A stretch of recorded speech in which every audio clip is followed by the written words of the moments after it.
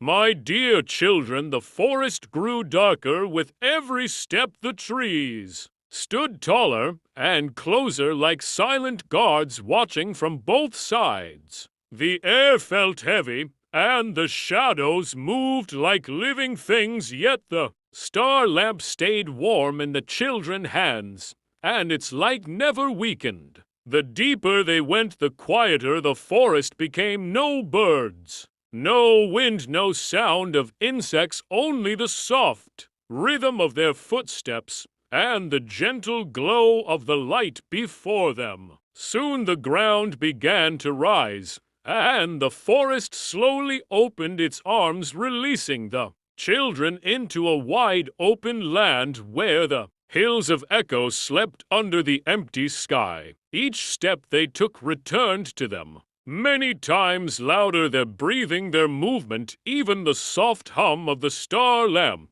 came back as a song from the earth. The hills were steep and cold, the path narrow, and rough legs grew tired, and shoulders felt heavy, but the children kept moving because in their hearts they carried the sleeping village and the lost stars. The wind grew stronger as they climbed, and the darkness thicker, yet the light pushed forward like it was pulling them towards something waiting in silence. At the top of the final hill, the land dropped suddenly, and before them opened a wide, deep space of shadow. The dark cave, its mouth was wide like the open jaw of night, and cold air poured out from inside like an ancient breath. Even the star lamp trembled for a moment, but then its light grew brighter than ever. The children stepped inside together. The walls were wet and cold, and faint reflections of trapped starlight shimmered like broken dreams inside the stone. The deeper they walked, the stronger the glow became. Soon they saw the first jars hanging from high above each, one holding a weak, trembling star, their light flickering like scared hearts. The cave grew wider, and the ground shook softly with every step.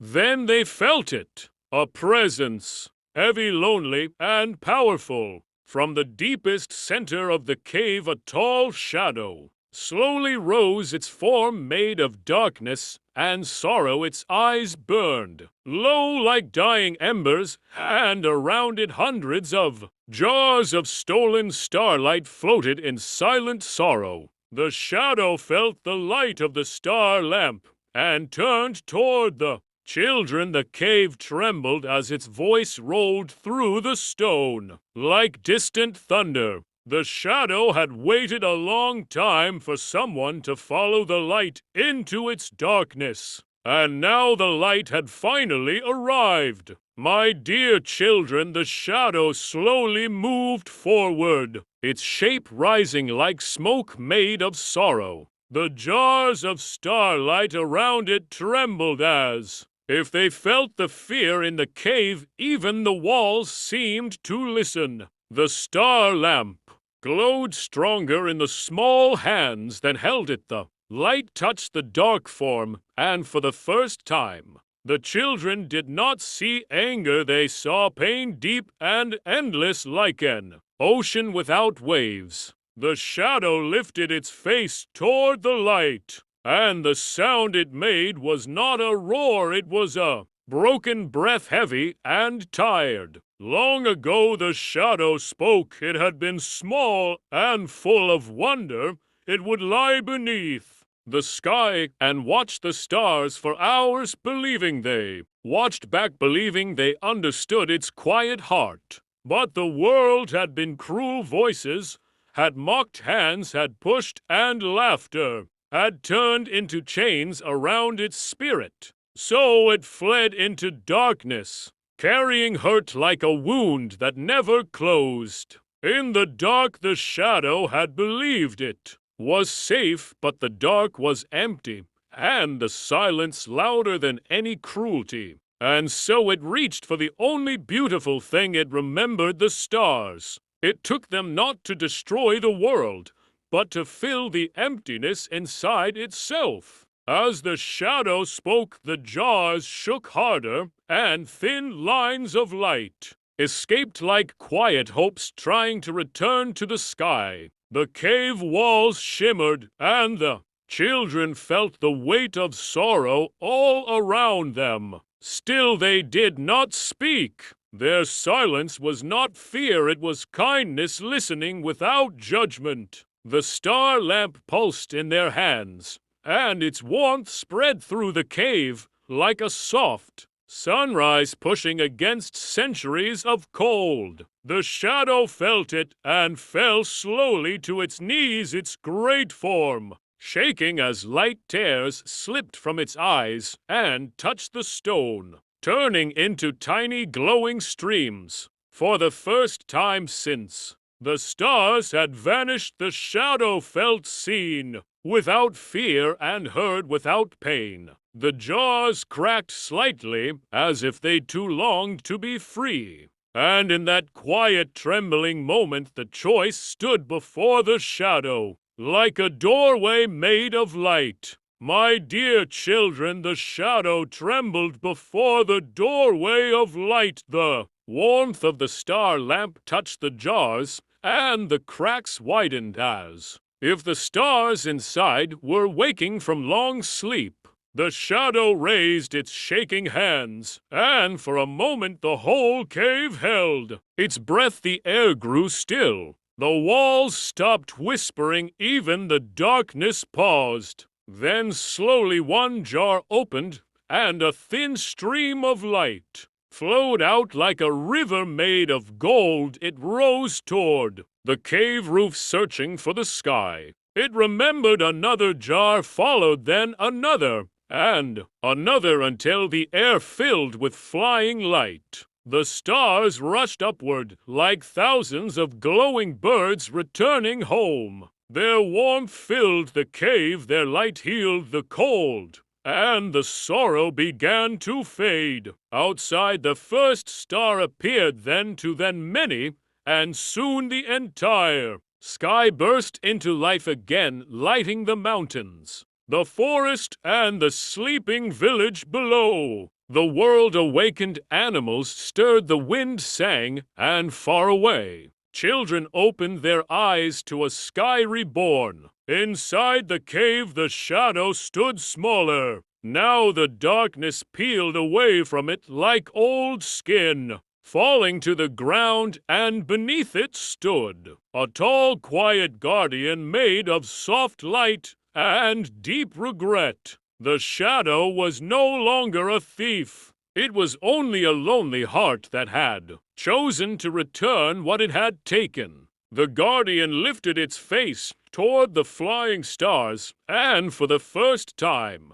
felt the sky smile back. It knew the light was no longer something to steal, it was something to protect. The star lamp dimmed in the children's hands, its work almost complete, and the warmth in the cave became peaceful instead of heavy. The guardian stepped back, opening a wide, glowing path out of the cave, a path made only for the children to return home safely. As they walked away, the guardian remained behind, watching the stars with new eyes, promising without words that the sky would never again be left unguarded. The mountain breathed out, slowly releasing the last of its darkness, and peace settled where sorrow once lived. And far above, one special star shone brighter than the rest, watching quietly as the children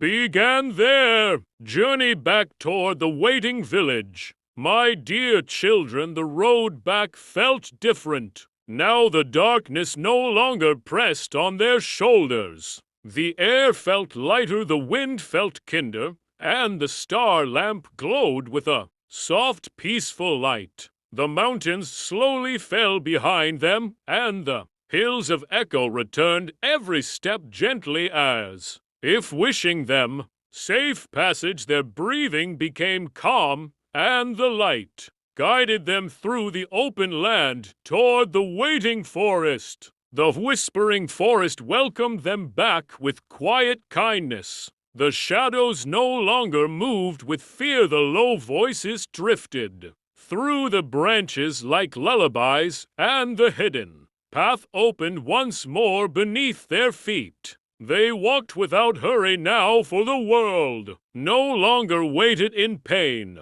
The stars were already home and watching. As the forest released them, the village lights appeared below, small, warm, and patient. The rooftops shimmered under the sky that had been healed, and every single star shone like a promise kept. The children entered the village without sound, and yet everyone felt them return. Doors opened, faces lifted, and silent joy spread through the streets like gentle fire. Mothers felt peace without knowing why. Fathers breathed easier without asking how. And children across the village slept deeper than they had in many nights. The star lamp grew dim in the small hands that carried it. Its work now complete, its light returning to rest like a tired hero. Far above, the guardian of the stars watched